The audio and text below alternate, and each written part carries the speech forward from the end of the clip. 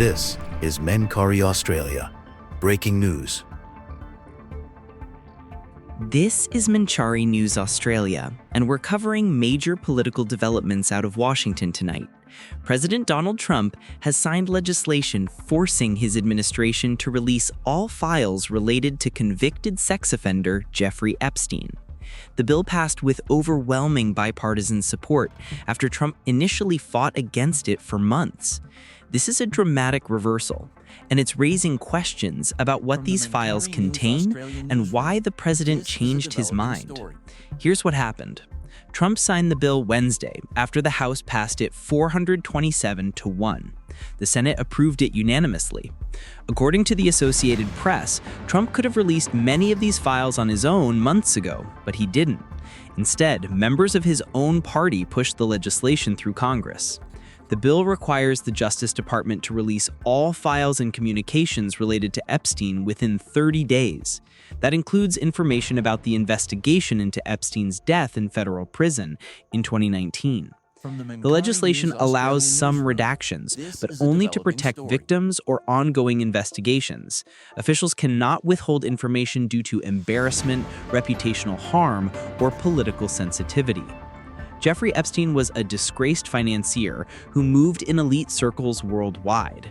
He died in federal custody in 2019 while facing sex trafficking charges brought by Trump's Justice Department.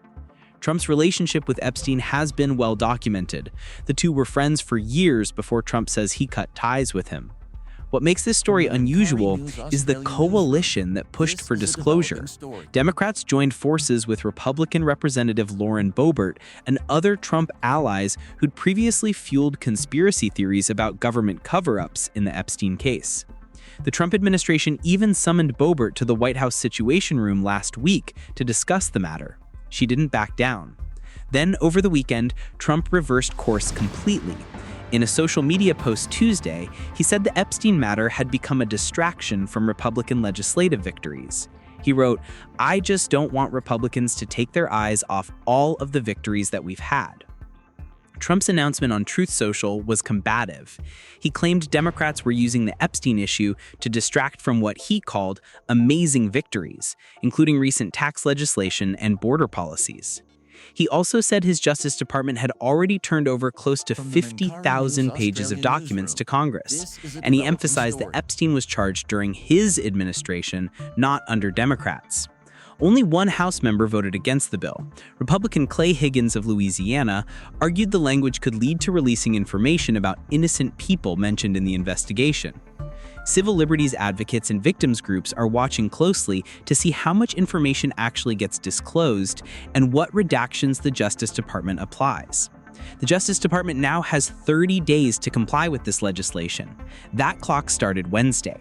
What gets released and what stays hidden behind redactions will determine whether this transparency push delivers real answers or just raises more questions.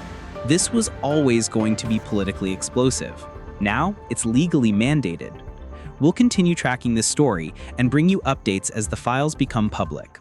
I'm Peter Shari from Menkari News Australia.